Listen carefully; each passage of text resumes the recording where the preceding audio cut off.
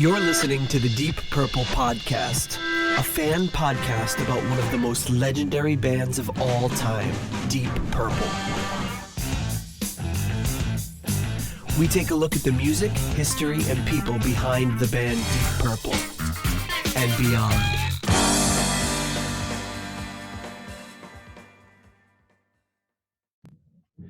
Welcome to the Deep Purple Podcast, the first and only podcast devoted to one of the greatest bands in rock history, Deep Purple.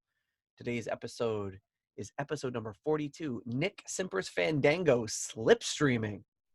And coming to you from the digit-freezing suburbs of Chicago, I'm your host, Nathan Beaudry. And coming to you is your co-host, John Clamcakes Matola. Clam cakes.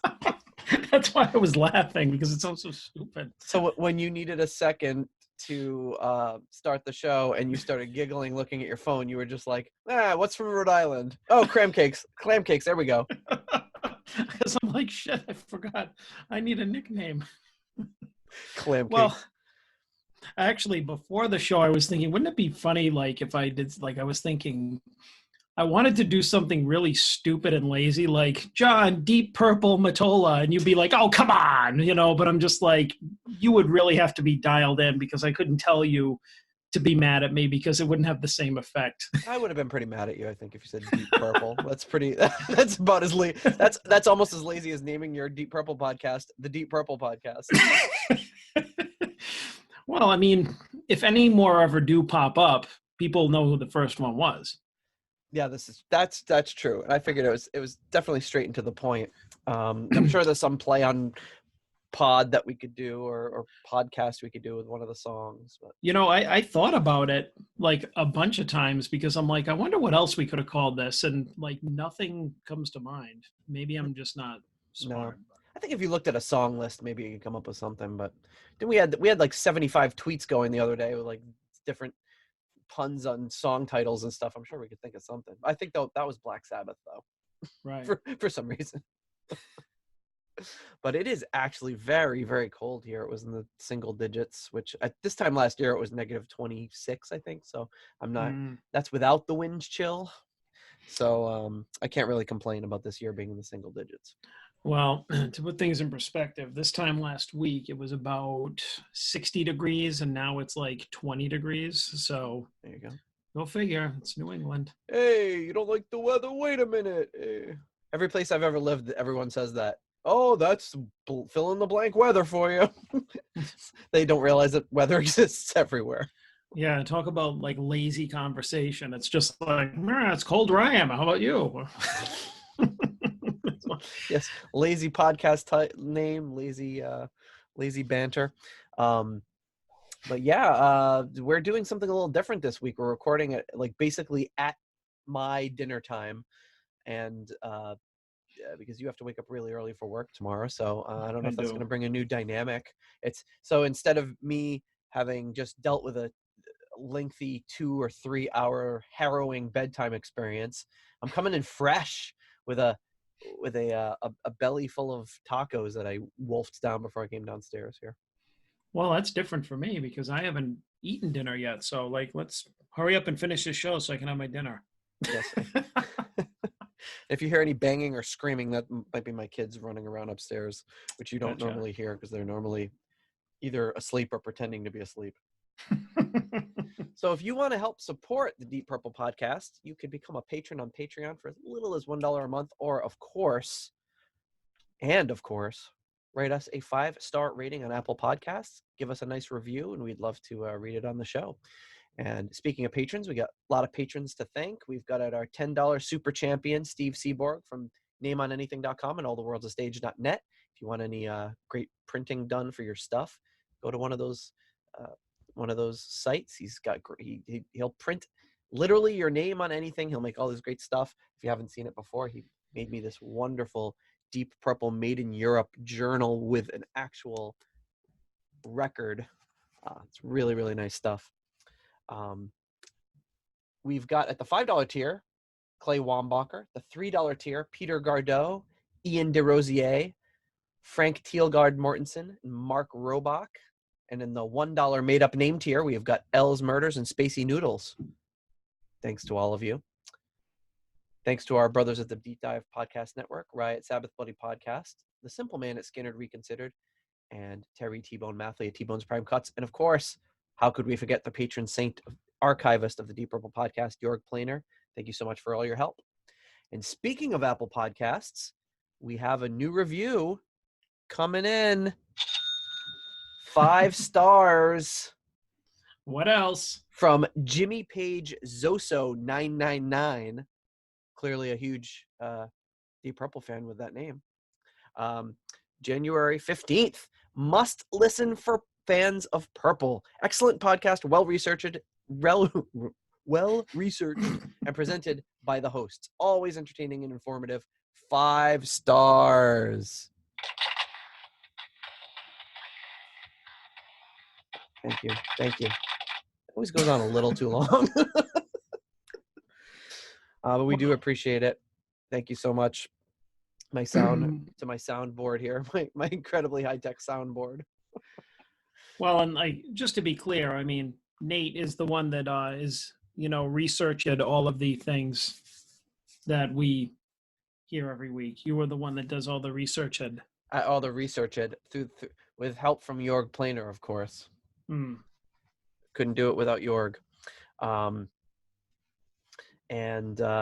So before we move on, of course, we've got a special note from our sponsor this week.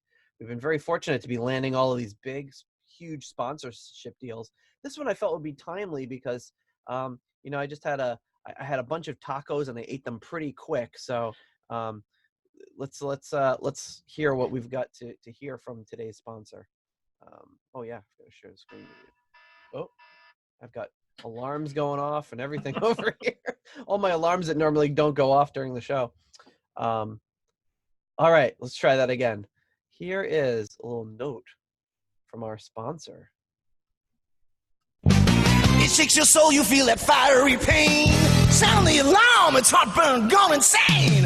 Burning at your core, twice a week or more. Goodness gracious, great balls of fire. That's right. This week we're sponsored by Prevacid.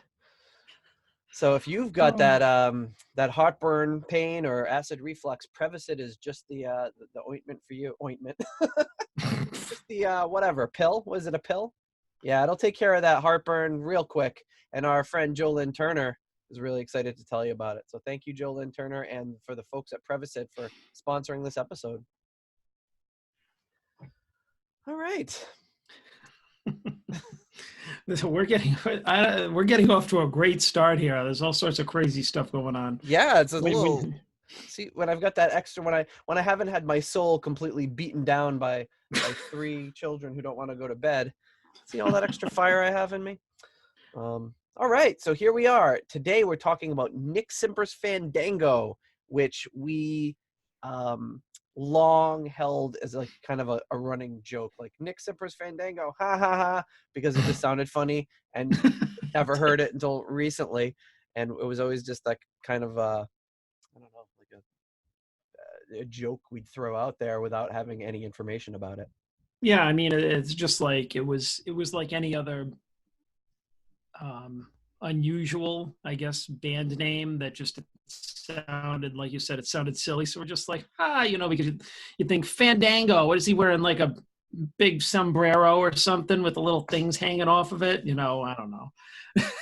Well, and interestingly, Lynn Turner, also in a band named Fandango, who just delighted us with his wonderful crooning about Prevacid. Lynn Turner's Fandango?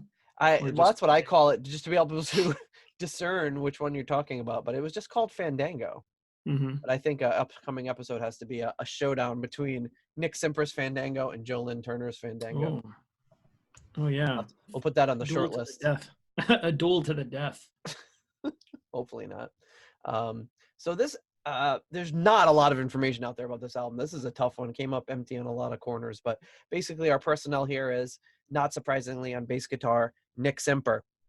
Last time we left Nick, he was in Warhorse, one of the tougher episodes for you in particular. I'm very reluctant to do another Nick Simper album because if it crashes my computer again, I might Oh, not come that's right. back. Warhorse was the one that crashed your computer. Yeah, right after that episode, I had to get my friggin' hard drive replaced. Oh, jeez. So Well, boo Warhorse. but Just on principle. yeah, and the album wasn't all that good. It was No, the album definitely, wasn't good. I have a personal vendetta against it because I'm convinced that it ruined my computer. yeah, it definitely was not our highest rated album of all time. That's for sure. Hmm. Um, okay, so You know, E for effort, though. You know, E for effort, yeah, for sure. So we've got Ron Penny on drums. Ron Penny, and again, this is we're deep diving into.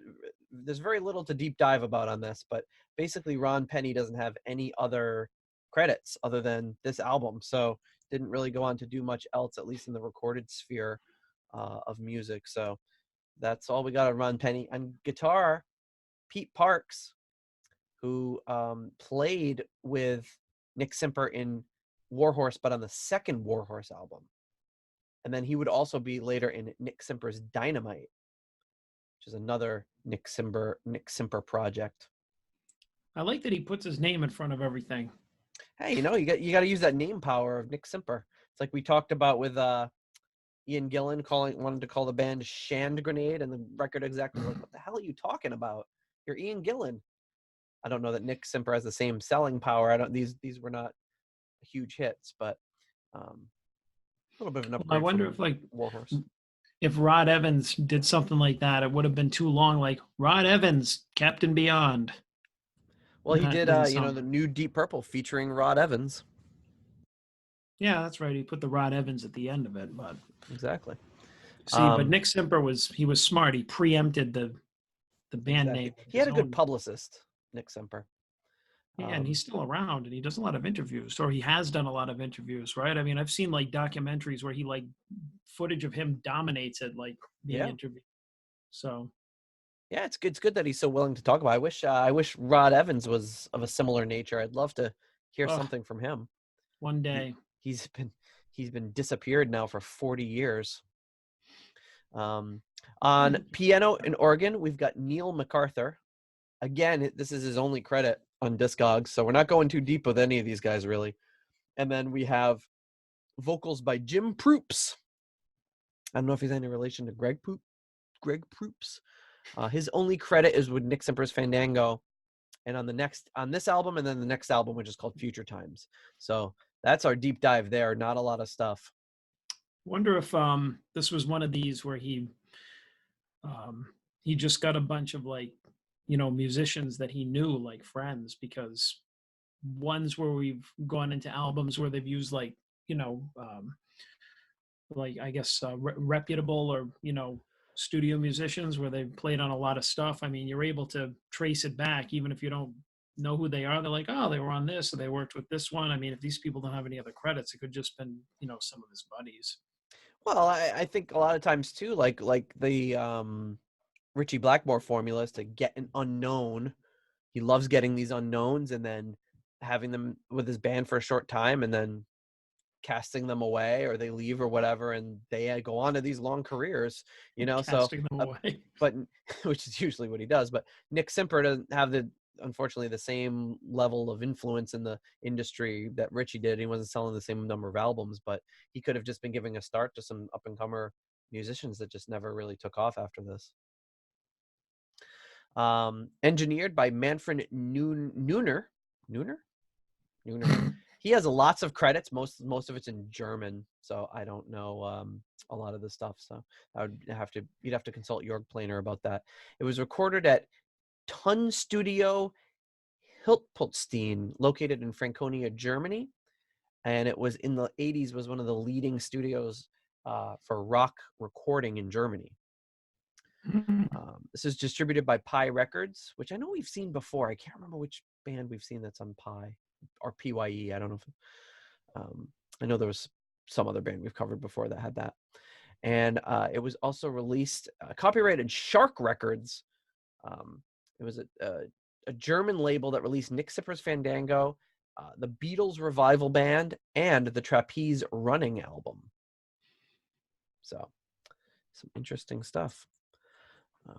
Yeah, and that's pretty much all I got for Nick Simper's Fandango. It's like I said, not a ton of stuff out there about this. So yeah, the art, we can go to the cover art here. Let me see if I can pull this up. Here we go. So the cover art, couldn't get really great resolution cover art either, but this is the cover art kind of comes in two different varieties. It comes in one that's like a pinkish hue, and this one's more of like a, what do you call that, like Pantone, or not Pantone? What's the, No, I know what you mean. Excuse me. It's not like quite a black and white, but it's it's like a yellowish black like and white. sepia. Sepia tone, thank you. Yeah, there we go. And it just says Nick Simper's Fandango in the top left, and then Slipstreaming in the back. And it looks like a car from the 1920s, like an open car, and these like two guys racing. I was like, see here, these youngsters racing in their car. It's like something from like a newsreel or something. So you got that on the back cover, which I've got a much better resolution of. Kind of the track listing here. It's got 4 members of the band. I don't know what the other one is. There's one's missing. Maybe he was driving the car. In the trunk. He's in the trunk. He's fixing the tailpipe. I don't know. It could be. But it's got the track listing. And then I see Nikki. You see Nikki. It lists all 5 members on the back, but you see Nikki on the left there, and I don't know who the rest of the guys are. I can't match them with their names. The guy in the middle looks like, when I first saw it, I thought he was Dio. Oh, yeah, I don't know why, because he doesn't look like him the more you look at him. And then the guy leaning over with the hat looks like Brian Johnson. And the guy with the sunglasses looks like Geddy Lee. Imagine that if this was like a super group, but they had to all use assumed names because they are all under contract. We all just want to work with Nick Simper. Well, the other thing too is maybe whoever the missing band member is, maybe he recorded with them but wasn't planning on being part of the touring band if they were touring. I don't know. So if we see one of the members change on the next album, we'll know who's missing. Or he's behind that blue thing where everyone's names in the track listing is. They're like, and they just oops. and then they already printed all of them, so they're like, damn it, well, we can't afford to do it again. Yeah. So we don't have Coverdale money. We can't just be like, reprint this. You put the wrong word in there. They're like, so they're like, sorry, Phil, you're behind the blue or whatever his name is. Nick's sorry, like, hey, have you seen the Warhorse album cover? It's fine. Send it out. This isn't like a dingy picture of a horse standing next to a soldier in a field. So you've got that. So the cover was designed by Bill Smith, who did covers for Oscar Peterson, Dizzy Gillespie, Roger Daltrey, The Who, and many more. Photography by Martin Goddard, who did photography and album covers for Blondie, Wham, Manfred Mann, The Who, and Jethro Tull. And the front cover was Jacques-Henri Latreille, who had a few other credits. He was born in 1894. So he was, even at this point, was an old bastard. Well, this album, I think, came out in 78, 79. So it's 79. So he would have been like in his 80s then. Jeez. So, yeah, pretty crazy. Definitely dead now. Yeah, he died in 1986. So whoa. There's the CD back cover. You've got the little record there. That's got the side 1 and side 2. Here's the Shark Records. That's what the record would have looked like with that Shark Records logo on it. So it's pretty fun. I like the Shark. It's like a shark that somehow has a human hand is doing the peace sign. He's like, hey man, groovy. I mean you no harm. I just love music. It's kind of weird that he has that hand now that I'm looking at it. Okay. That's the artwork. Not, like I said, not a ton to get into there. Want to get into the songs here? Yeah. All right. First That's track what we're here for. Is written by Jim Proops, Nick Simper, and Peter Parks. And this song is called Candice Loreen.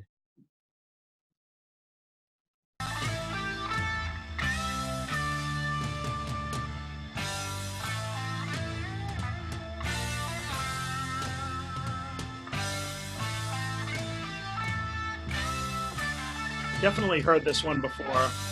Yeah.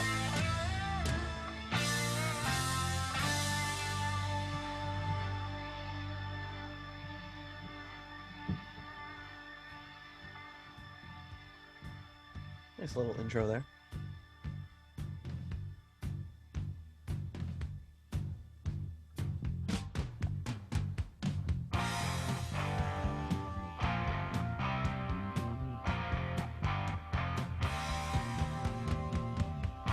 Kind of reminds me of like a Kiss groove.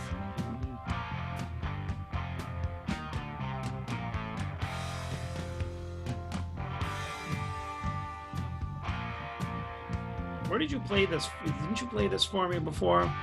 I didn't play this one. I played the second track for you before in an old episode. Because I've heard this.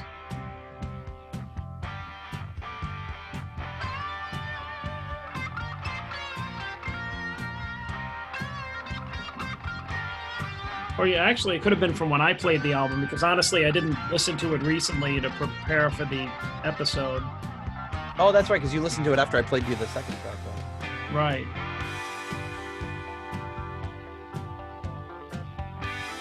Well, it's definitely like you can hear that late 70s production on it, which is a good thing after Warhorse.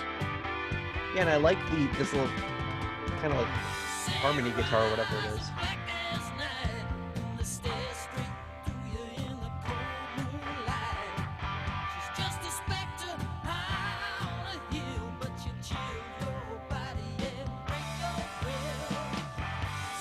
Kind of like a gritty vocal. I like the vocalist. Yeah, he's a lot better than the other one that he had. And he's not suffering from all that crazy effects that they threw on in the Warhorse stuff.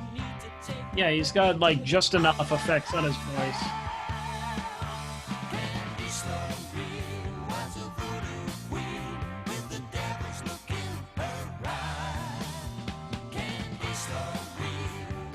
Kind of like Candice Loreen.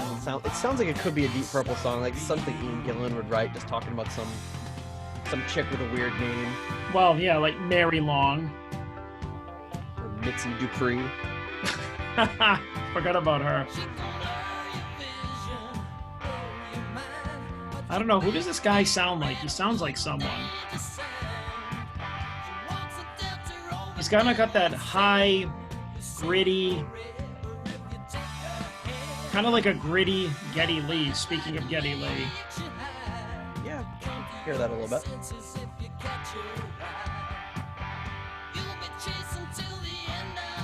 It's like kind of the high nasally type of thing going on. Who's doing that low, really low vocal? I kind of like that. It's a lot. It's really up front in the mix, though. Like, usually they kind of bury it a little bit, so you're like, oh, that's got kind of like some depth there, but I don't know where it's coming from. Like, you hear the guy, like, he's just like, get right up on that mic and go, Candice LaRue. Yeah, he's like swallowing the mic. They don't credit anybody as doing additional vocals other than Greg Proops. I almost called him Jim Proops. So maybe he's just double tracking it. Yeah.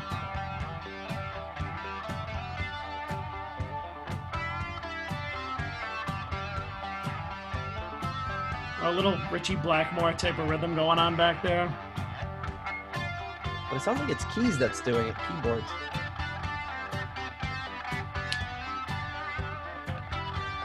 Or a keyboard, either Or way. it could be a double track guitar, I'm not sure.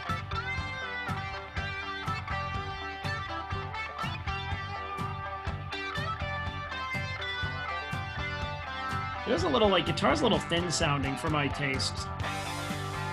A little bit. The whole track, though, I mean, it's definitely produced, like, okay, but there's a little too much room in there. Yeah. But still better than Warhorse. Yeah, I mean, that was very muddy and over-affected.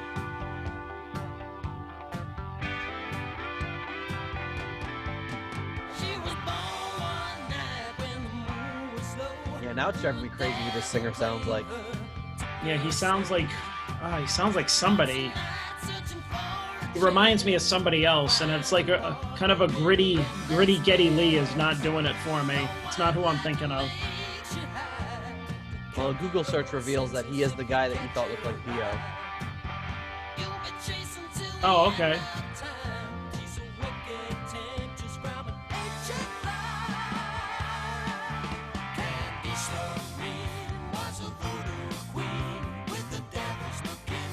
Voodoo Queen. I kind of like this chorus though.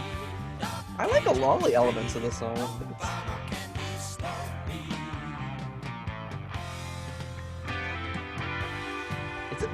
But the arrangement is very weird and kind of disjointed to me. Like it's just kind of, what are we doing now? Oh, we're going back to this part. Okay. And it's got like the guitar solos are very like, I don't know how to describe it, but like it's almost like ambient sort of feeling. Not so much like a driving rock solo for the song. It's just kind of like this heavenly, ethereal sort of playing over the chords.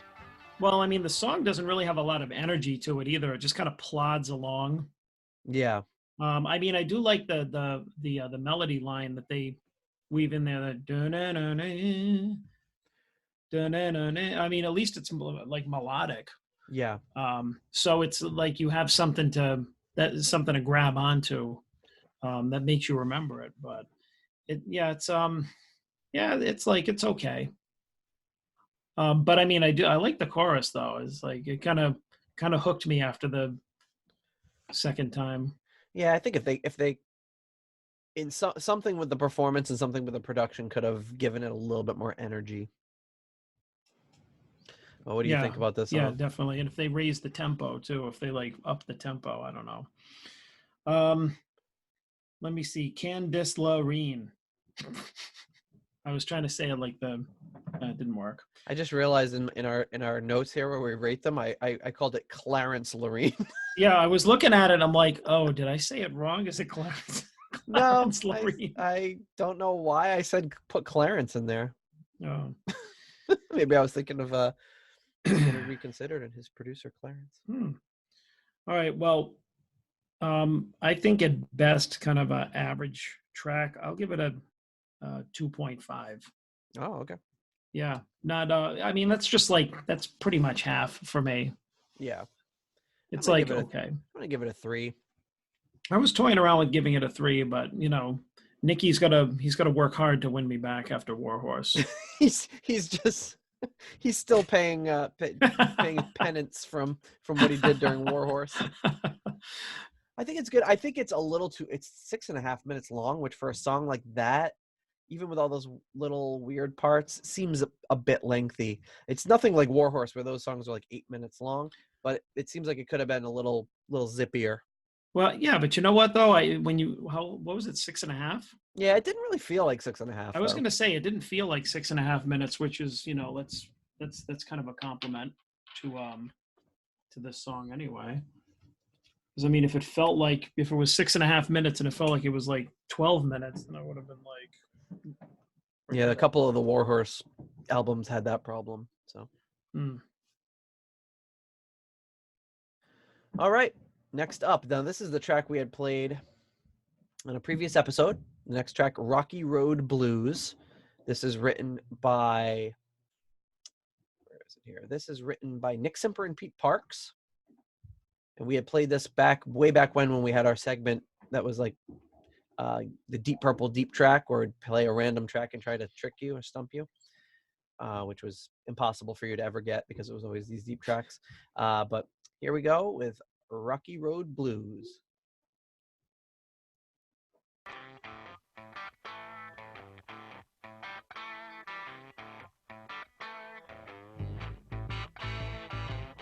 Oh yeah, Nikki.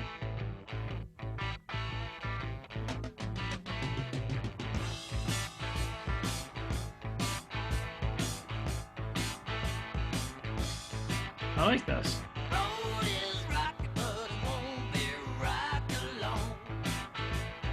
Right, a roadhouse sort of feel to it. You know what it is like that this album might suffer from is that it's like they're trying to be these rockin' songs, but I feel like it's got this real disco production about it. You know what I mean? That's a good call. It sounds like KCD Roller sounding. Yeah. I mean, not the songs, but the production. Yeah, which I mean, it does have a really late 70s sounding production, but really more, like you said, like a kind of a poppy or disco production. Just if you listen to the instruments, like really the only thing that has any bite to it is like Nicky's bass. Yeah. I mean, the performances are good, but it's just like everything isn't really sounding that strong. Yeah. But I am enjoying the thumping bass, though. And you get a nice little piano thing going there, but it's kind of buried. Yeah, well, I mean, Nick Simper's name's on the album, so you know that the fader for the bass was like all the way up there, and he's just like, don't touch it. I'm Nick goddamn Simper. You guys stay back there at 5. I'm up here at 10. Yeah, he pushed it all the way up, put some gaffer's tape over it, and said, don't touch that.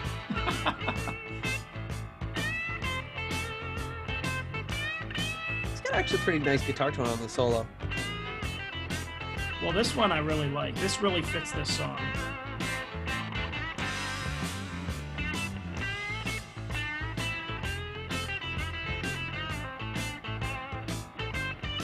It almost makes me think of like a late 70s, early 80s, like Eric Clapton song. Oh, yeah. A little bit. Like Cocaine or something. Oh, there we go. That guitar's got a little more depth to it.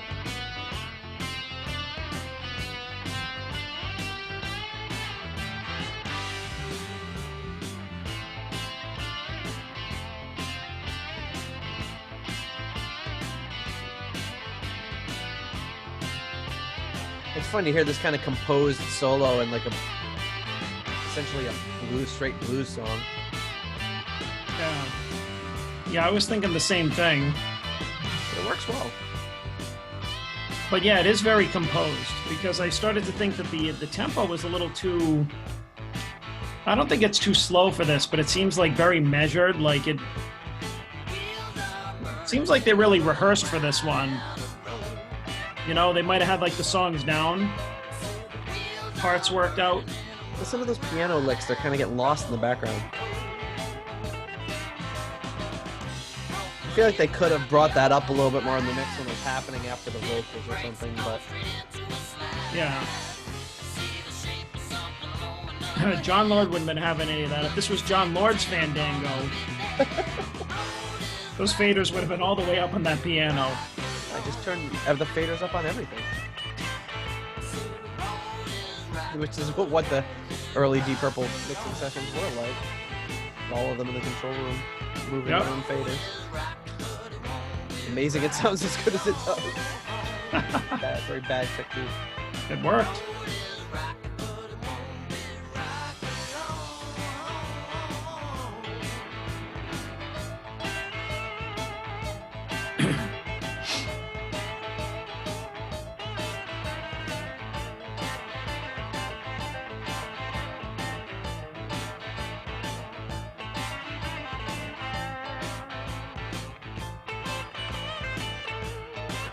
Another one that, well, it doesn't. It's 5 minutes long, and it seems like it could be a little shorter. Actually, this end jam kind of reminds me of like something that would have been on Stormbringer. Yeah. Even though none of the people on this were involved in that. Nope. Not even close. Not even. So, what do you think about I like Rocky that Road one. Blues? I like that one better. Mm-hmm. That was pretty good. I'll give it like 3 antique cars. 3 on that one. I'm gonna give this one a 3 as well. Oops. Yeah, I thought it was pretty good. I'm really like critically listening to it. I'm like conflicted about a lot of things because I remember one of the things that we were talking about for like his last project or the Warhorse project, I don't know if it was his one before this, is that everything sounded like it wasn't rehearsed and that it was like all over the place. And now this one sounds like really rehearsed and really measured and everything like that. And I think with maybe different production and maybe like more of a spontaneous vibe, like songs would have, been a little more exciting, I guess. Yeah. Yeah, like almost like they. Yeah, it could have used a little more spontaneity. Yeah. All right, so 3 antique cars from the 20s. Next song is Independent Man, and then in parentheses, Hey Mama. Oh, Mama. Oh, baby. Written by Nick Simper and Peter Parks. All right. Is that the vocalist? No, Pete Parks Or is is he the guitar player? guitar player, yeah, from Ah, Four Horsemen. okay.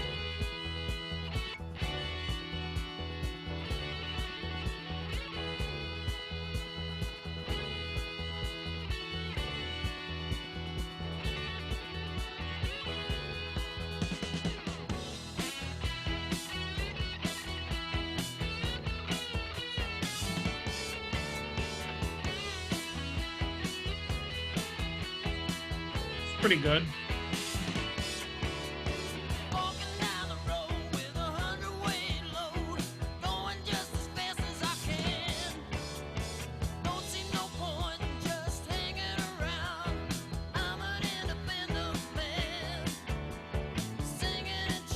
Now this verse just reminds me of the WZLX classic rock classic China Grove by the Doobie Brothers.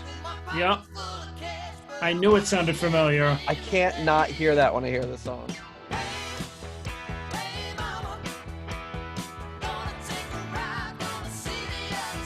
Even the guitar, it's even almost doing the same thing.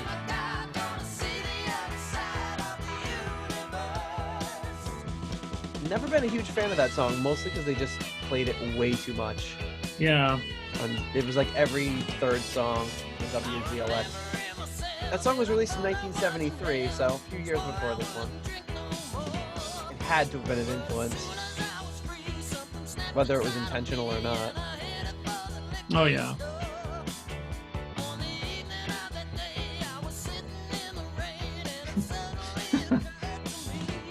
The China Grove knew when to quit. It's 3 minutes and 16 seconds. This is double the length. Oh, my. What is it with him in these 6-minute songs, man? Listen to this song. This could be like, I mean, were they just intentionally not trying for anything for the radio? Because you know you're not going to get this on the radio in 6 minutes.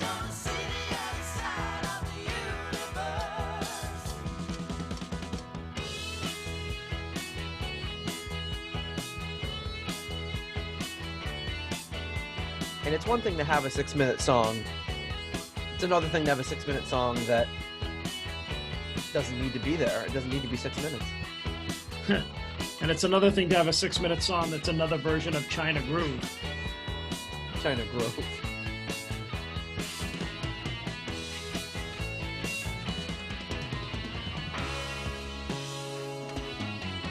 Who's that other song by? The Doobie Brothers. The Doobies, right? Yeah.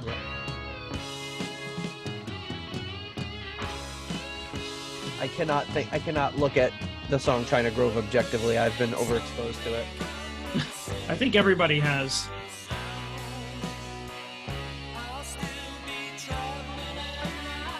It's almost like he's going for like a concept album thing here in the middle.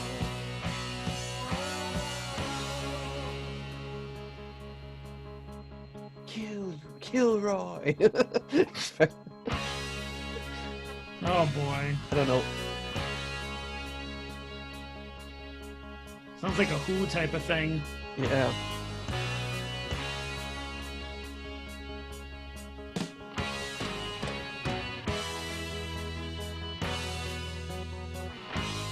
It's not bad, but it's just like, you know what China Grove needs?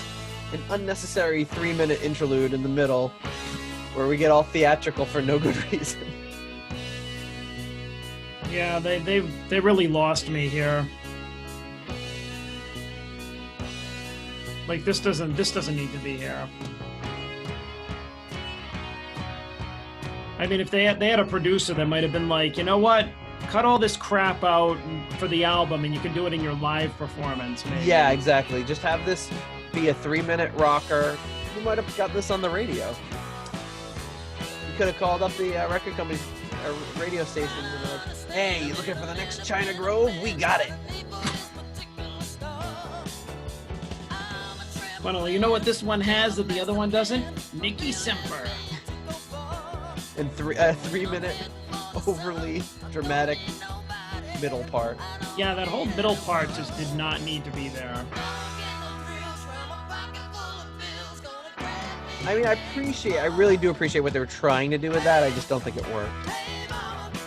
This is a decent rocker right here, you know?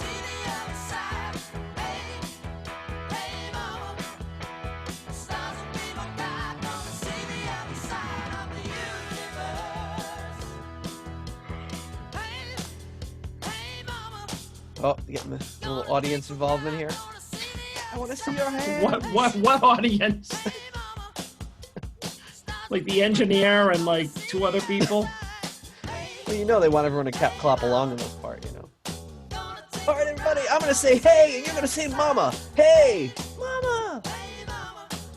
I love how Nicky has given himself all these like areas to like, you know, show off his bass playing.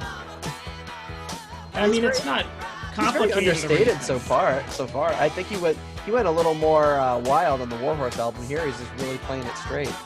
Yeah, but I mean, he's definitely like, there are a lot of like breathing areas like in the songs where you can hear him like, not showing off like he's being technical, but it's just like, and here's me, burr, burr, burr, burr, burr, burr, burr, you know? Yeah. Brings it up to the forefront. Which is cool. I love bass.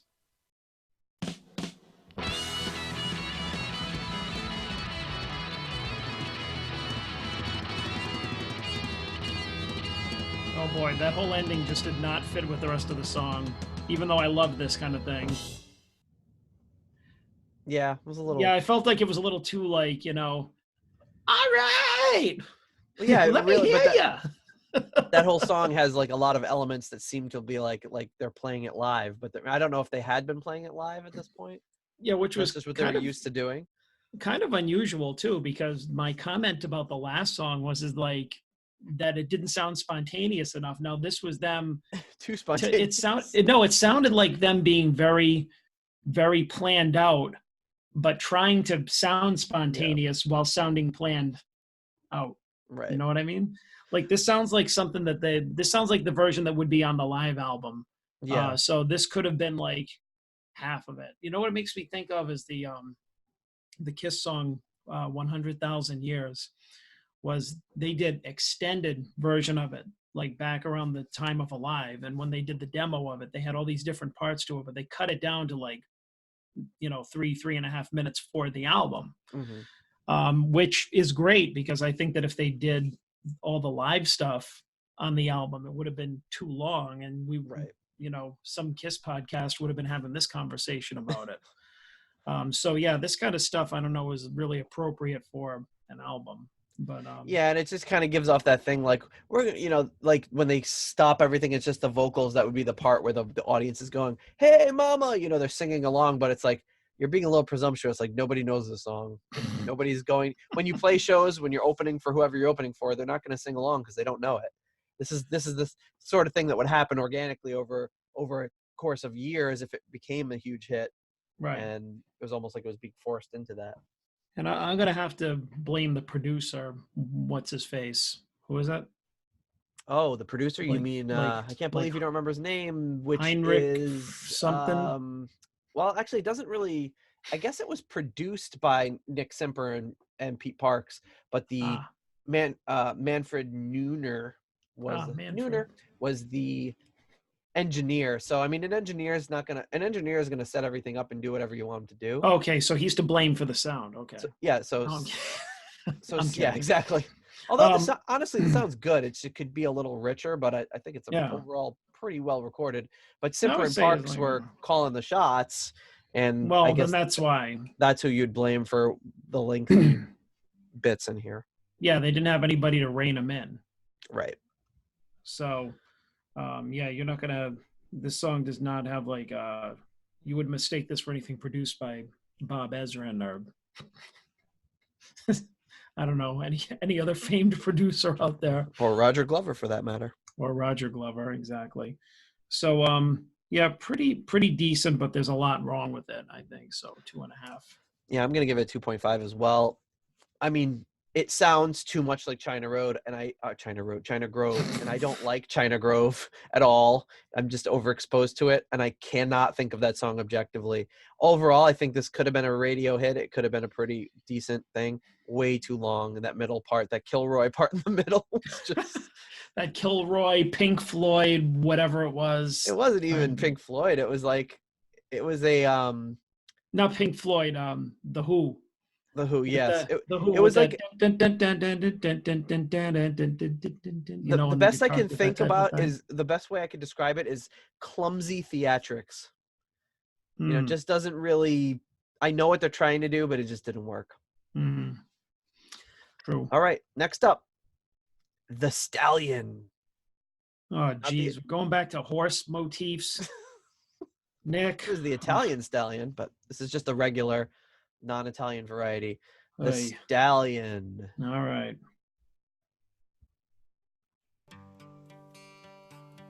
Look at all my trials and tribulations.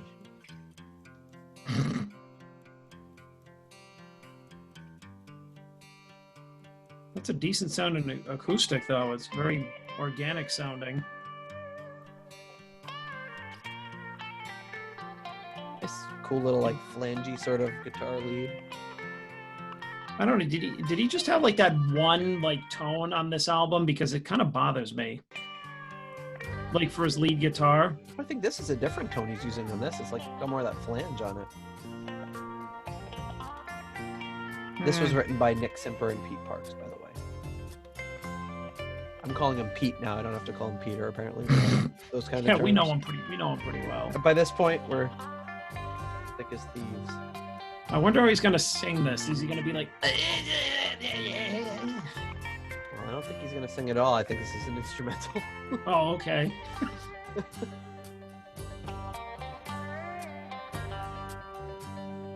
I just think that if he did those like same like raspy vocals over this, it would be like really bad. Yeah, maybe that's why it's an instrumental. Maybe he did some takes and he's like, ah, just kidding. Sorry, Proops. We're going instrumental on this one. And you hear that little piano part in the background? Yeah, it's starting to get on my nerves a little bit. It's been getting He's been doing that for like 2 minutes.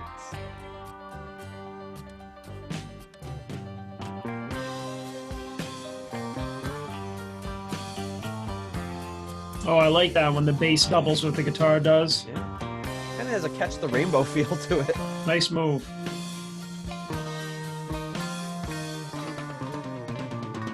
Ooh, Nicky. Nice little run there.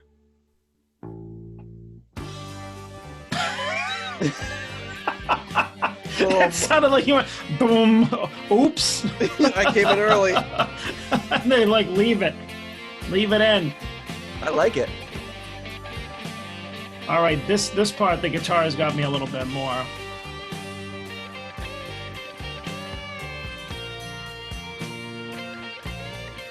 I feel like a lot of these songs, it's like, I don't know, it sounds like they're trying to be like really grandiose and like really pretentious. And sometimes it works and sometimes it's not. I think it works here. Well, the first half of the song did not work for me. It sounded like, ugh, they're trying to be pretentious and write like this opus. But this actually works. It's all coming together. Oh, it does sound like a Catch the Rainbow or something. Or like, does it? Or is that Catch the Rainbow? Or is it sounds like something? I think it's Catch the Rainbow sort of feel to it.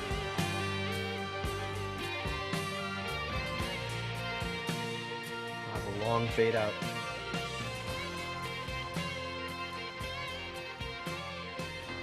There's some pretty competent guitar players playing. Sounds really good. Some nice soulful stuff going on there.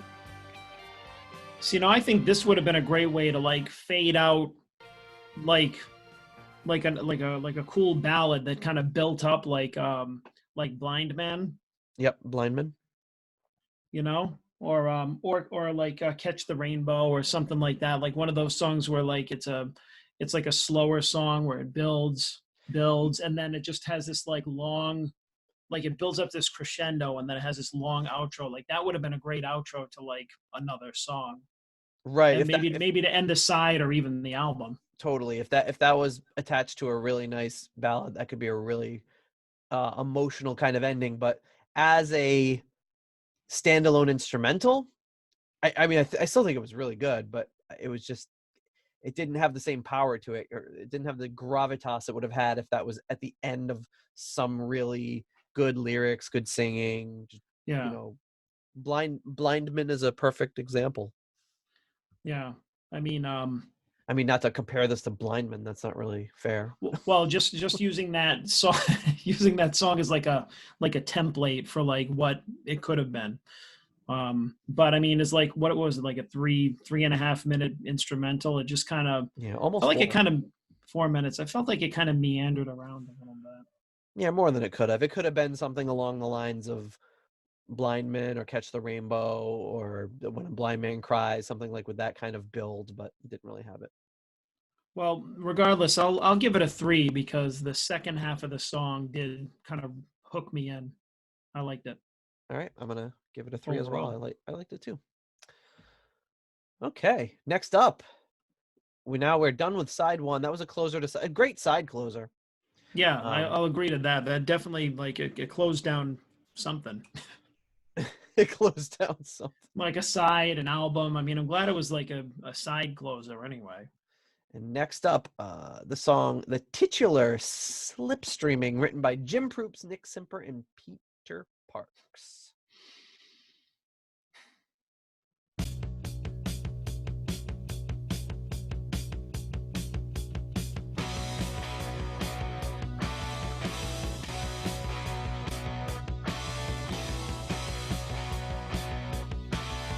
Kind of weird. It almost goes off time there for a second. Yeah.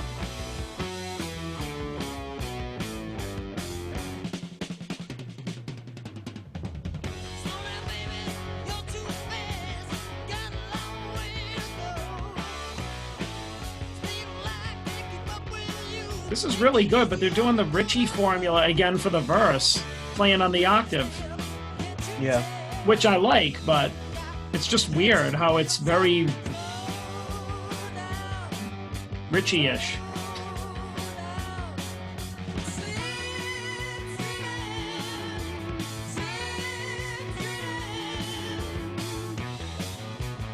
I don't know if I really like the chorus.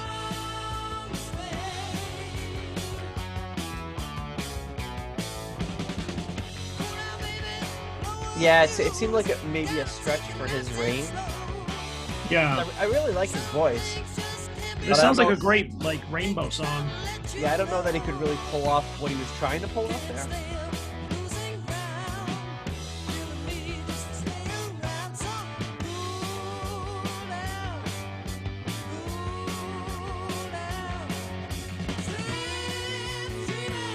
I feel like the pre-chorus is really good, but it leads into the chorus, which falls a little flat.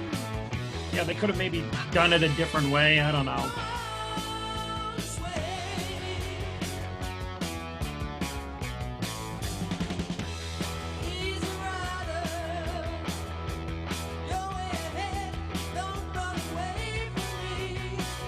That being said, I like the guitar tone of the rhythm guitar. Yeah. I like the riff.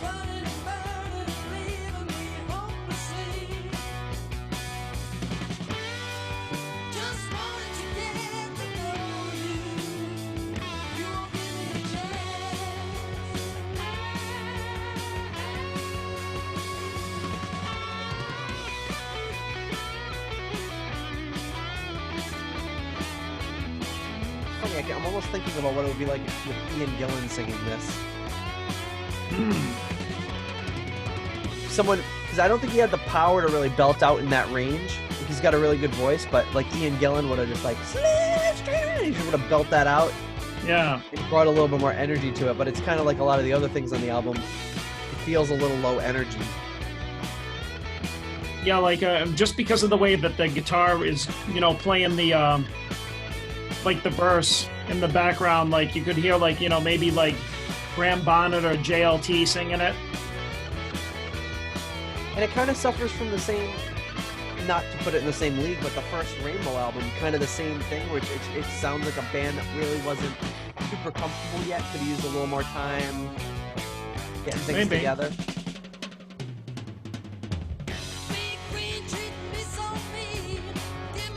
I would like to hear what they would have sounded like 6 months later playing this live.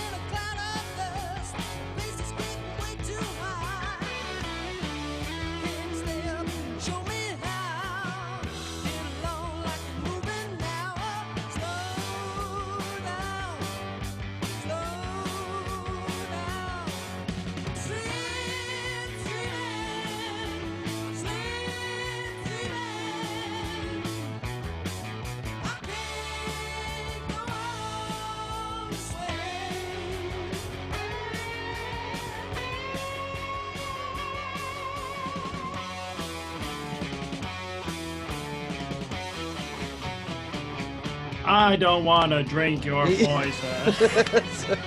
That's the second Jesus Christ Superstar reference. You were thinking it I was thinking too, the right? same thing. You beat me to I it. don't want to taste your poison. Yeah, it sounds like that guitar thing. It's like he ran out of frets because he's like, wow, wow, wow. And then he doesn't like resolve it, and you're like, ah, you just, it's almost like was he on the last fret when he built that last note, and he was just like, well, I guess I just got to give up.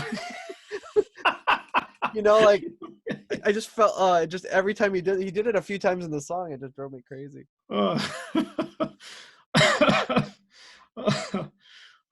It's really funny too, because like we're finding a lot of similarities to other things, especially like Deep Purple stuff, and it's so weird. I'm wondering if like he was kind of trying to create a formula like on purpose, maybe to kind of get some like later purpleisms that he wasn't a part of, but like kind of throw him in there, or like, yeah, you wonder if was he following Ritchie? Was he listening to Rainbow? Was he?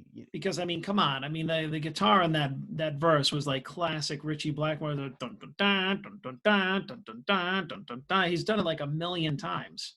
And I mean, I'm not saying the that guitar that's player is like good. I mean, no, he is, and I'm not saying that it wasn't good. I'm just like I'm just wondering if he like just being part of the Deep Purple family and him, doing that, it raises suspicions. Yes. That being said, though, I enjoyed it though. It was a good song. Yeah, I think it was a good song. Like it's like the problems that it had were not too bad. It just I think again. I mean, we've talked about this so many times with the albums that fall a little short with us. It comes down to a lot of it just comes down to production and arrangement. And I think it also, it's 4.5 minutes. For a song like that could have been 3.5. Yeah. So I gave it a 3. Overall, I thought it was good, but the chorus sucked. Yeah, I'm gonna give it a 3 too. And I don't want to say the chorus sucked, but it wasn't that great. Like I feel like with a better chorus or a better performed chorus, that could have been and with more energy overall, I think this whole song could have been a 4, a 3.5 or a 4. But yeah. Okay. Yes. Next track, moving along the second side here, we've got a little ditty called Schoolhouse Party. I like it already.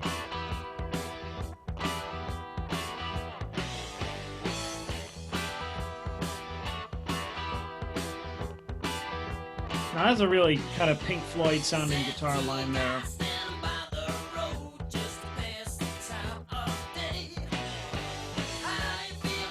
Now I'm starting to get a little fatigued with the effect that's on his voice. It's like that. It's like a delay. It's like one of those not slapback, but one of those delays that's like a doubler. Yeah. So it's like kind of a delay and like a flange a little bit, or a chorus type effect.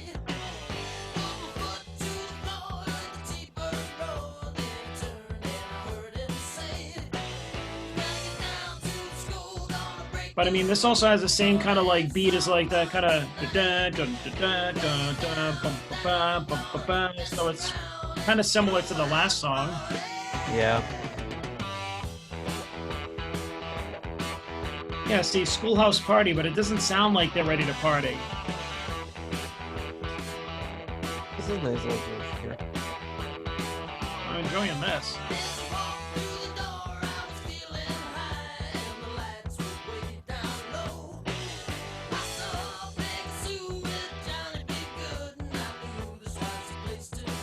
All I know is in my recording software, there's a plugin that will make your voice sound like this. It's called Ambidel. And it's like that. It's like a very, very slight delay, so it almost gives it like that chorus sort of effect. Yeah. Which in place works really well, but after like an entire album of it, you get a little bit tired of it.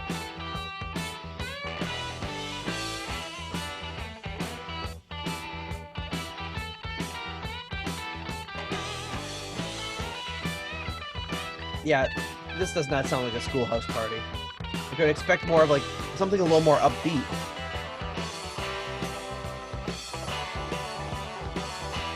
Almost like a Detroit Rock City feel. Yeah.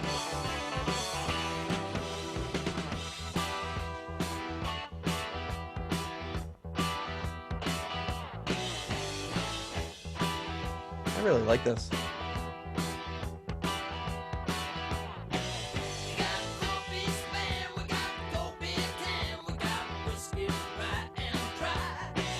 Is he singing about brisket?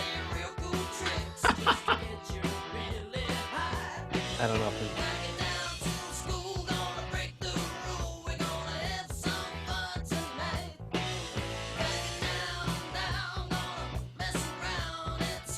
checking the lyric sites to see if anyone's got Nick Simper's Fandango. I'm not seeing it.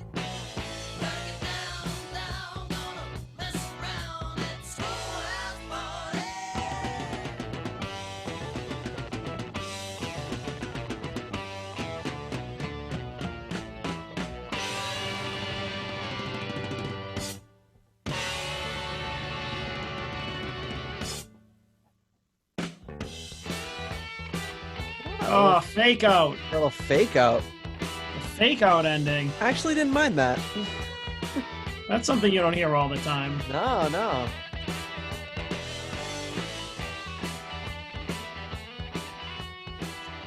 A fake out to a fade out. Wow.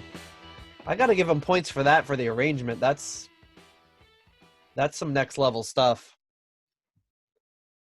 Yeah, not bad. All right, Nikki. You done good, Nikki. All right, what do you think of Schoolhouse Party? Well, I'd go to a different party. But no, I give it I give it a 3. I think it was pretty decent. I'm gonna give I'm it gonna give it a 3 for that fake out ending. I'm gonna give it a 3.5 for the fake out ending. And all the instrumental stuff they were doing, I think was really good. I mean, if the song was called something else, it probably wouldn't bother me, but it doesn't sound like a party song, you know? It's like, it's too low tempo. It's too downbeat to be a party song. Yeah, exactly. It doesn't sound like You know, it just needs to be something more there. yeah, I mean, plus, I mean, you know, at that time, like what, Nick Simper was like in his 30s and the rest of the guys probably were too. It's like, he ain't having no Schoolhouse Party. What are you talking about? Stop writing about that. Well, he's talking about schoolhouse parties in the 50s. Still. With the single room schoolhouse, everyone from like kindergartners to seniors in high school were in the same room with a school marm. Marm. And if you were really good, they give you like some jelly.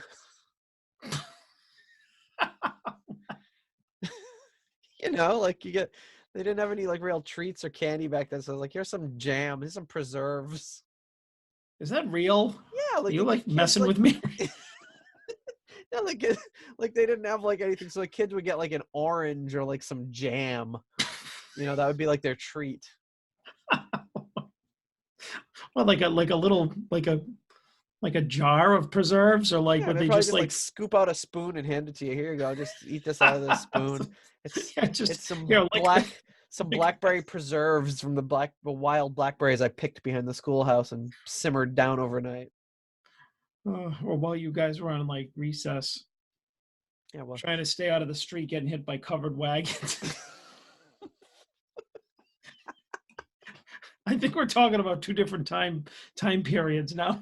I don't know if Nick's Because gonna I'm be thinking mad. about Little House on the Prairie now, which that definitely wasn't the 1950s. Yeah, and then they all go outside. They play that game where there's like a big hoop and you've got a stick and you roll it around. I was when I was a kid. I asked my dad if he used to play that when he was a kid. He goes, "How old do you think I am?" I'm like, I don't know.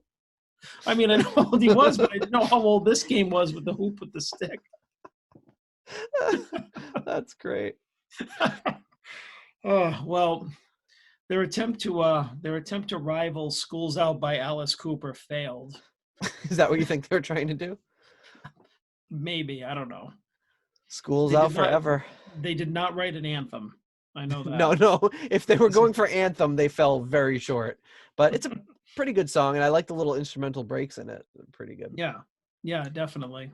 The next song is called Sister, and I keep thinking of Sister by Lenny Kravitz, and I'll probably wish we were listening to that when we listen to this. I'm not that it's necessarily going to be bad, but Sister by Lenny Kravitz, that might be a 5 in my book. Just pencil that in there as a 5 for Lenny Kravitz. Let's see what Nicky does with his version of Sister.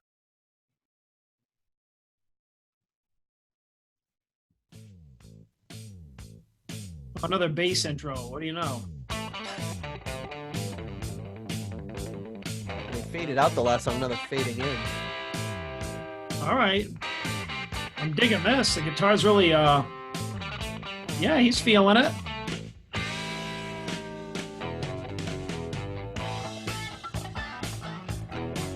Oh, Yeah. some like early trapeze vibes there. Yeah.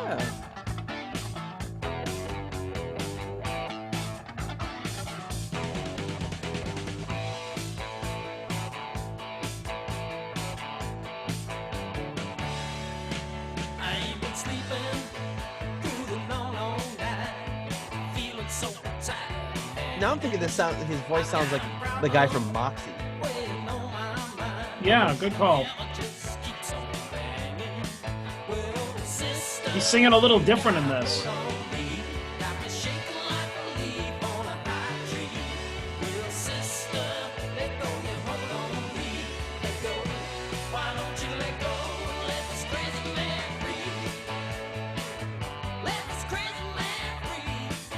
Feels like they found their energy on this song a little more.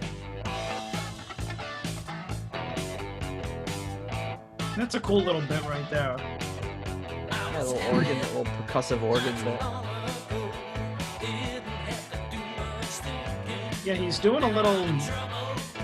something different with his vocals. He's not singing like he did on the rest of the album, which is kind of cool. He's going a little less raspy. Yep. I don't know if I really like the chorus in this either. It's too mellow for me.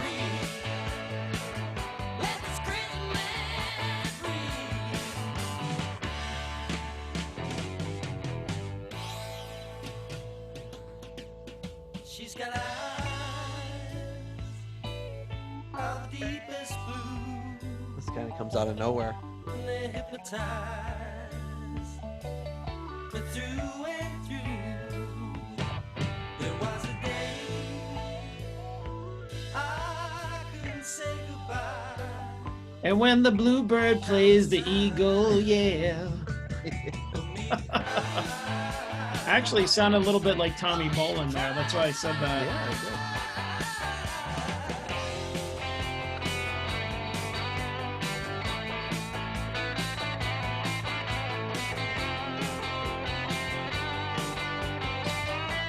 sound like that. That sound like Randy Rhoads. That song from Blizzard of Oz. I don't know.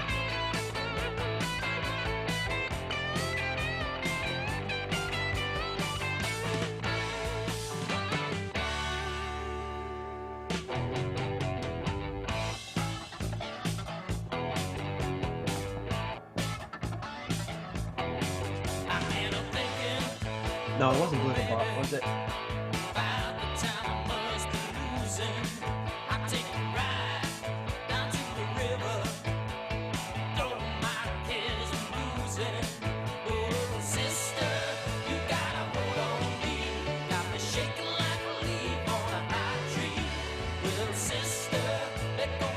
You gotta shake like a leaf on a high tree. Is that what he said? I think so.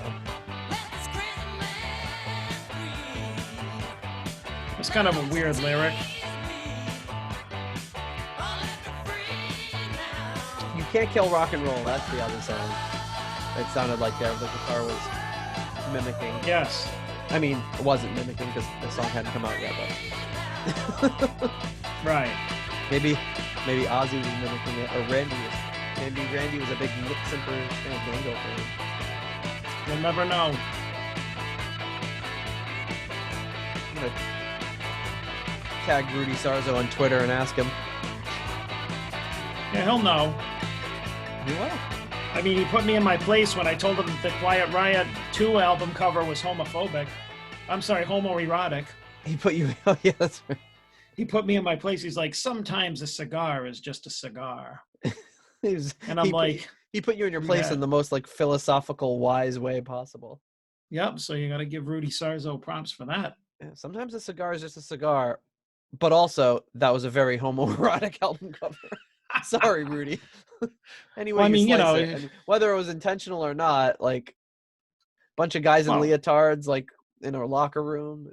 But, I mean, also, like, really skinny young guys like wearing like skin tight, like, whatever the jumpsuits they were wearing and everything, and like a locker room full of football players. I mean, who was the art director for people back then? It made no sense. It wasn't. Who cares about the homoeroticism? It didn't make any sense. I mean, that's just what I got from it. Yeah, it was just like, all right, shit's gonna go down. I don't know. But I mean, I don't know, just like anything, any album covers back in the 70s, 60s, whatever, you're just like, who came up with these concepts? I don't even know. But anyways, we digress. Sister. So overall I thought it was good, but what really bugs me is just like, I like a song that has like a great intro, a great verse and everything, but it's like if the chorus doesn't grab me, then it's just kind of like, well, it had this great groove and this great verse, and then it worked, and it's like, it didn't take it to the next level with the chorus. It kind of plateaued. Yeah. So I give it a 3 because overall, again, like, good playing, good verse, but chorus was kind of weak for my taste. I feel like, I think I'm going to give it a 3 as well. No, I feel bad that I gave Schoolhouse Party a 3.5. You can always go back and change it. I gotta, if leveling the playing field, I've got to give that a 3. It's very unprecedented to go back and change a score, but it's only been a few minutes. Mm-hmm. It hadn't fully set yet, so. Okay. And I don't think I mentioned, but like most other songs, that was written by Nick Simper and Peter Parks. And the next song, the second to last song on the album, is written by Jim Croce. And this song is called Mississippi Lady. Oh, okay. So this isn't a Simper Parks joint? This is not a Simper Parks joint, our first non-Simper Parks joint. Are you familiar with this cover? No, I'm not. I know nothing about Jim Croce.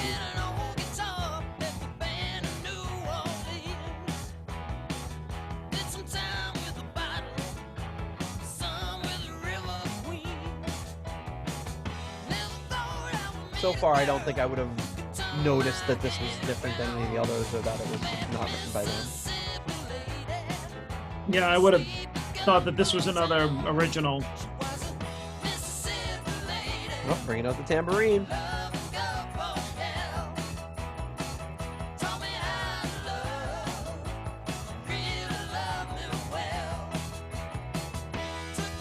Tambourines are actually hard to mic, and that showed it. It was very tinny sounding. Yeah. Oh, there it is. It sounds like sleigh bells. Yeah. It's Fandango's Christmas song. A very Fandango Christmas.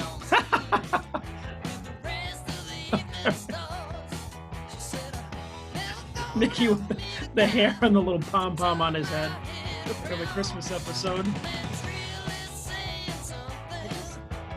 I feel like all these songs are a little too long.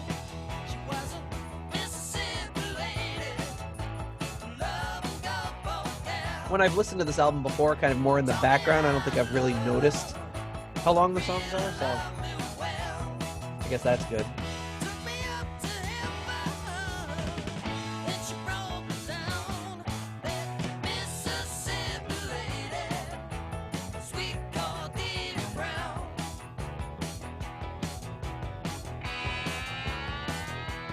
Ooh. Oh, a little That's slide. like the Blackmore change right there. Did he use a screwdriver? It's hard to tell. That is Let me that listen. is the question.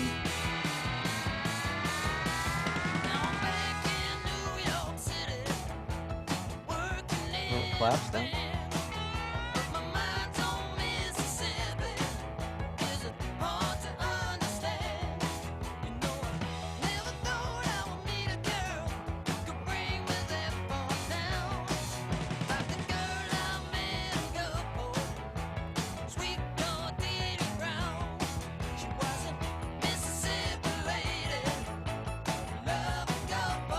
Now this is reminding me of another classic rock song, but I don't think it's Mississippi Lady.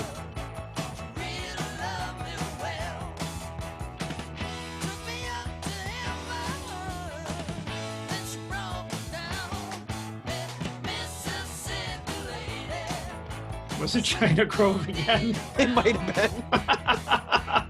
That's what I was actually thinking. I was like, is it still China Grove?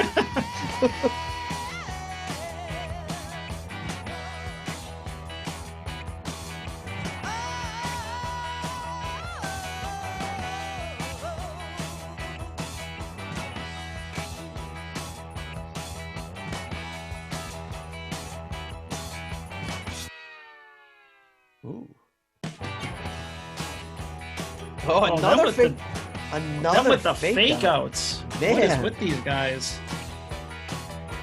Mickey just loves the fake out. Now they've basically eroded all trust. Like, we can't trust what they're doing going forward.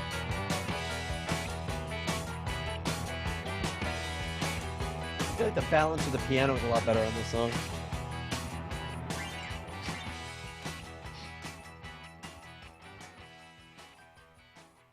That's a pretty rocking song. I don't know how long the original one is, but it seemed, to me, seemed a little long. Probably the most rockin' song on the album. Yeah.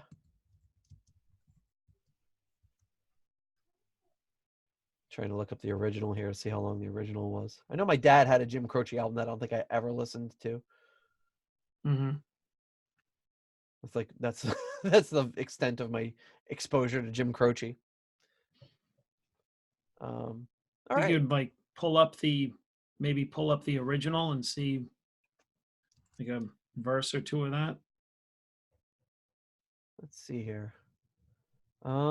I can try. I don't think it's going to come out. I'm just gonna have to remember to plug this Huh. back in later. Let me let me play a little bit of this and I'll share it I was with just curious.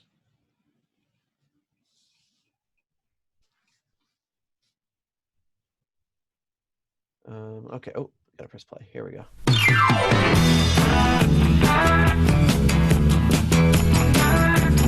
Just a sleeping bag and an old guitar. I left the band in New Orleans. Sounds pretty faithful to the original. Yeah. Some with the River Queens. Never thought I would meet a girl who could turn my head around. Till I met that Mississippi lady. Sleep in Gulfport town. She was a Mississippi lady. My loving Gulfport gal. She taught me how to love and she really loved me well. She took me up to heaven and she brought me down. That Mississippi lady, sweet Cordelia Brown. How'd you like Gulfport? Yeah. And I was worth. You get the idea. Pretty. Yeah, sounds pretty faithful to the original. Yeah. They didn't really sound like they broke any new ground really. No, They just decided to go for a straight cover. Yep.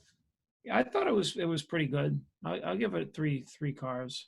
All right, 3 cars from me as well. Yeah. All right. So how will this album stack up against the rest? Only time will tell, and that's the name of our last track. Time will tell. I feel like this is going to be a long one. A little under 6 minutes. Not as long as it could be.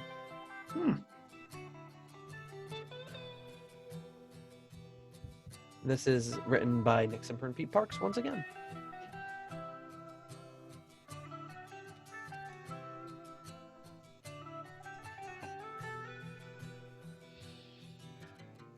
Rock and roll is my life, can you understand me?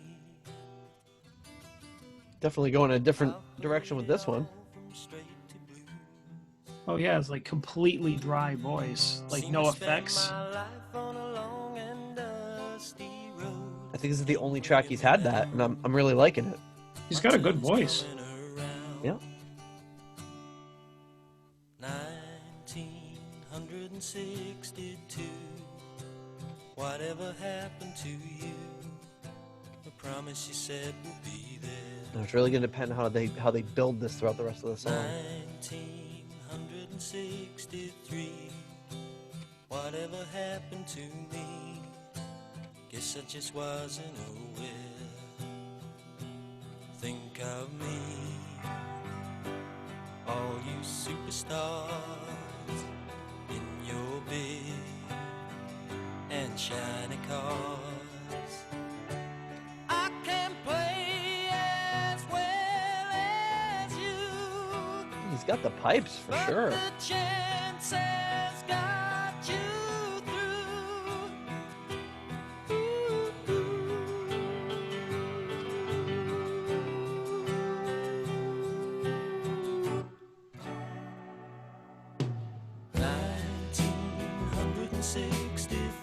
I'm really digging this so far.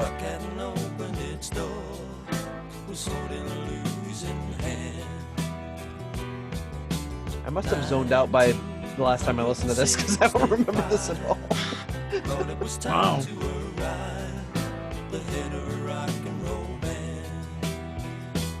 Think of me, all you superstars in your big and shiny cars.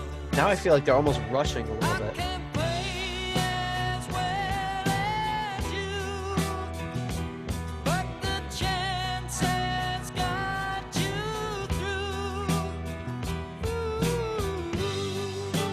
I'm wishing they'd gone a little drier on his vocals through some of the other tracks, though. Yeah.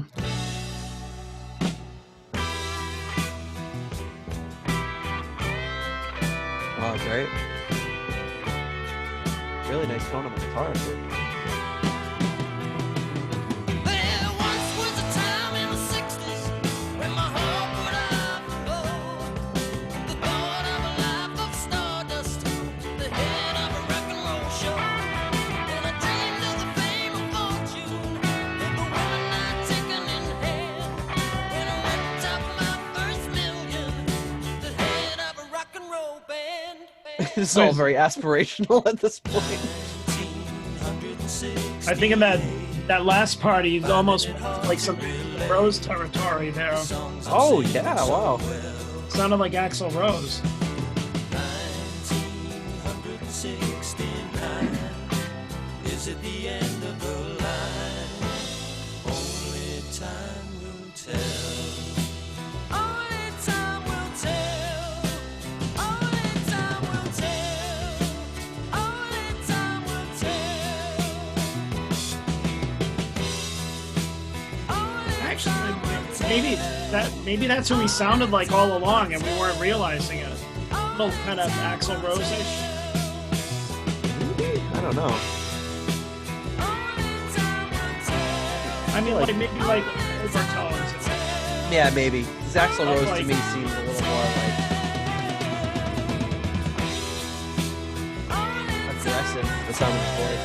Yeah. Oh, I can picture Axl singing this. Oh yeah.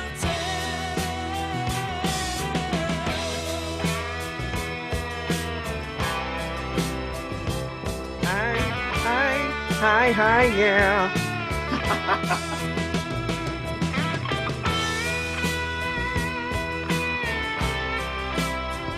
Yeah. See, this is the big finish song. You can tell that that's what they're building up to. Yeah, and it's working greatly so far.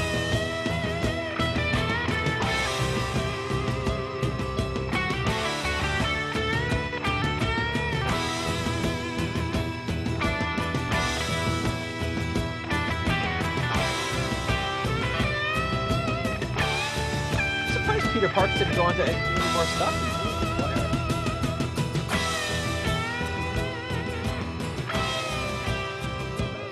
Real good players are always a dime a dozen, I guess.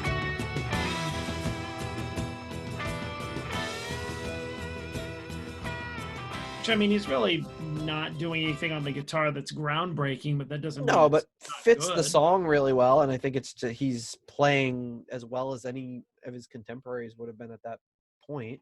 Sure. It's just, you know, a lot of it's about being in the right band, in the right place at the right time, and all that. But I really like that track.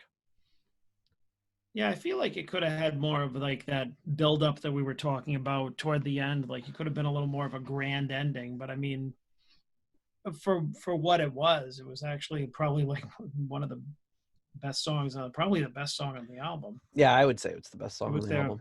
their epic, you know. Yep.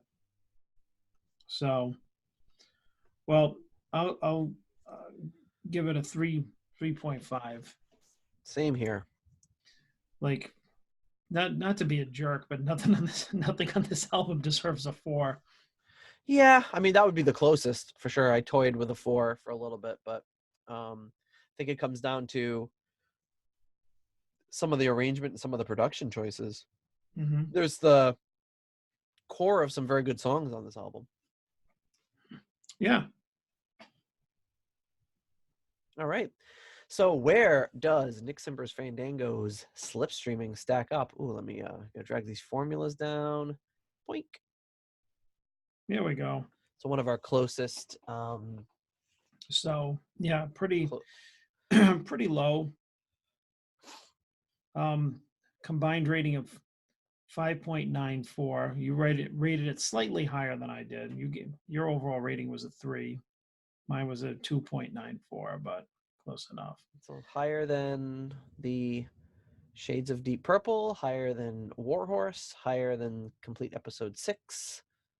And Yeah, that's but about it's in the basically in the same ballpark. same company as those albums, which, you know, just using that as a reference, you know, those are just kind of albums that are just like underwhelmed me, or I wouldn't go back to listen to them. Like I probably wouldn't go back and listen to this. No, but I definitely would listen to it before Warhorse, and that's what the Oh rating yeah, would- I mean, would if you say. yeah, I mean, you know, if I was on a desert island and there was this and Warhorse, I'd take Warhorse and I'd throw it into the ocean with the concerto, and then I would listen to this instead. The concerto scores. It's like angry sea turtle hit on the head. Why is all this Deep Purple family stuff hitting me on the head? people keep throwing their stuff into the ocean.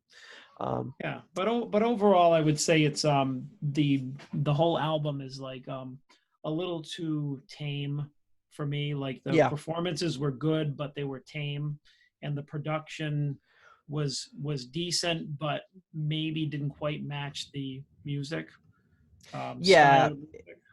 it was a little half baked. It needed a little bit more. You know, there was a core of stuff in there that was pretty good, but yeah, it just wasn't fully developed. Well, I think that like though Nick Simper did provide some good bass lines, and Mhm. you And he know, let you hear them. yeah.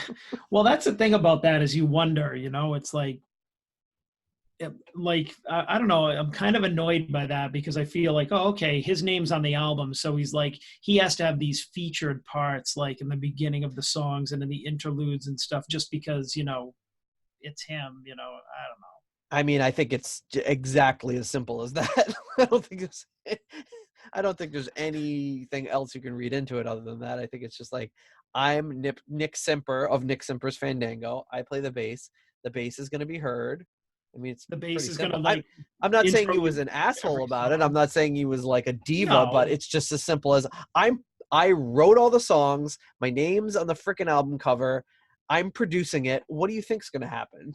I mean, even if it was completely unintentional, it's impossible to avoid that. right. But I mean, I don't know. It could. I don't know. I mean, how many other solo artists have we heard that haven't done that? Like from the Deep Purple family, like like Roger Glover isn't like Yeah, but coming to Roger every song Glover like has like the benefit of having a huge amount of experience, wisdom, and natural like kind of ensemble mentality. Whereas like how many albums had Nick Simper produced? He probably produced the two Warhorse albums and then this yeah. one. And Mm. in Deep Purple, I'm sure he was minimally involved with maybe touching the faders or whatever. So if you go back to Roger Glover's earliest stuff, he might have made those same sorts of calls. But I think you're talking about the difference between somebody who's very inexperienced and someone who's got a ton of experience and natural talent.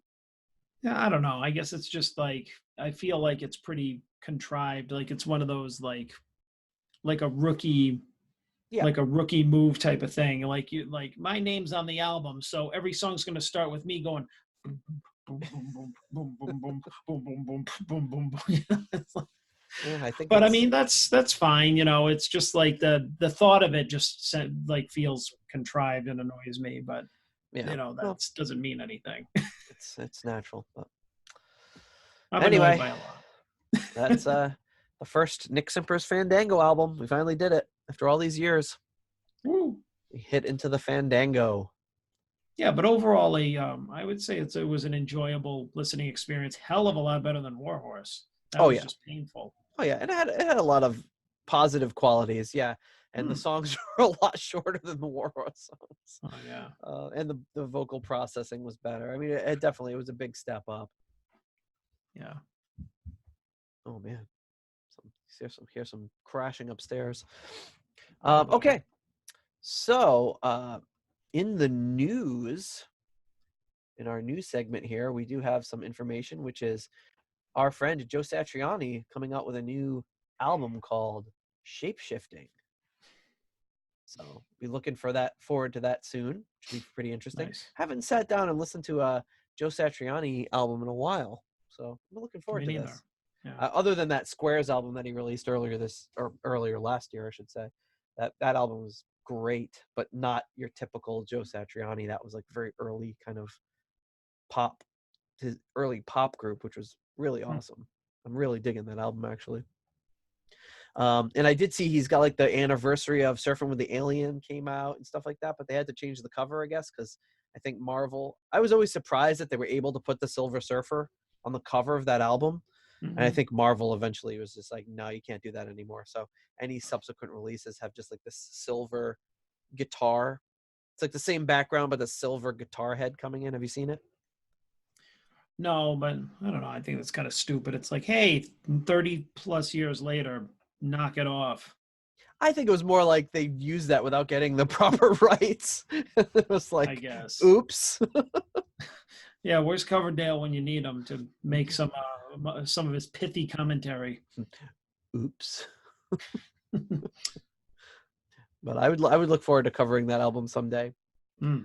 Surfing with the Alien. That was kind of my intro. That was my first that and the whatever that other album was that we can never remember the name of. Those two were like the albums that like were the first like quote like Guitar Hero albums that I ever really heard. So it was very interesting to hear that, and I'd be interested in rediscovering those albums because they're really good. Joe Satriani gets a lot of crap for being a noodler, but I always liked him.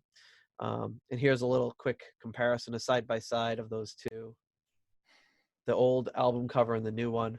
So the old one's the big silver surfboard with the Silver Surfer on it, and the new one's just a big silver guitar head. Hey, that still looks cool. Yeah, I mean it's actually, for all intents and purposes, it's like it captures the feeling of that original album perfectly. Yeah. But I will always be using the album art from the original. And then we've got some history, some notes from history here. Going back, so this episode will come out February 10th. And going back in history, for the week of February 10th through February 16th, here's what we got. So let me just make some edits here. Ooh, boo, boo, boo, boo. Doing everything on the fly here because we're recording so early. I usually do this stuff ahead of time. All right. So first up, we have on February 14th, 1941, Big Jim Sullivan is born. Oh, the man himself. Oh, look at this guy. The famous, legendary British session guitarist who inspired the likes of Albert Lee and Ritchie Blackmore to pick up a guitar and play. 1941, he was born. On February 12th, 1971, Deep Purple released Strange Kind of Woman as a single. That's a big day in Deep Purple history. Mm-hmm. And then on February 15th, 1974, the album Burn was released. Another huge moment in Deep Purple history. But, there's more things that happened in Deep Purple history on this week. And one of them is somebody's birthday. Got the birthday cupcake for you here. Our co-host, John, was born on February 10th, 19... Yeah, there we go. There you go.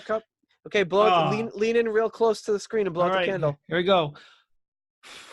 Oh, you did it! Unbelievable power of technology. See, this is all visuals. If you're not watching on YouTube, then you're missing out. Imagine me holding up a cupcake, and you'll be fine. Oh, that was pretty wild. Thank you. Oh, happy birthday! Any birthday plans? Nope. When people are listening to this episode on February 10th, what are you going to be doing? You're probably working. Yeah, it's on a Monday, so I'll be at work. Now you're eating my cupcake. What the hell, man? Oh, very good. Enjoy it vicariously. I'm off sugar this month. Oh, are you? Oh, boy. Which is a very 40-something statement to make. So yeah, that's a statement I should be making. But I could send you a stale cupcake, I guess. Then you wouldn't want to eat sugar anyway. That's all good. It's all good. I'll pick one up tomorrow, or in February. Yeah, no, the usual family party thing, whatever. And then on the day of, like I said, it's a Monday. It's no big deal. So I'll probably just be at work and hope that people will like wish me a happy birthday. I'll be like, oh, thank you. Stop. Oh, go on. No, really, go on. Keep wishing me happy birthday. That's great. Yeah, so. All right. Well, very good. Well, enjoy the rest of your birthday today when we're listening to this. Thanks. And until that sounded so bored. Yeah, thanks. Yeah, thanks. Oh, like licking my chops here from this cupcake. All right. Well, it's been great talking to you. Great catching up with Nikki once again. Yeah. And next week, love me some Nikki. I will give you a hint for next week. Well, not you. You already know. But for our listeners, there's a hint in this episode about what our next week's episode is going to be. Maybe I should put it on Twitter. Listen to the full episode and see if you can figure out what the hint is going to be for what our next episode is. But it's implanted in this episode. So until next week, I'll talk to you later. Bye-bye.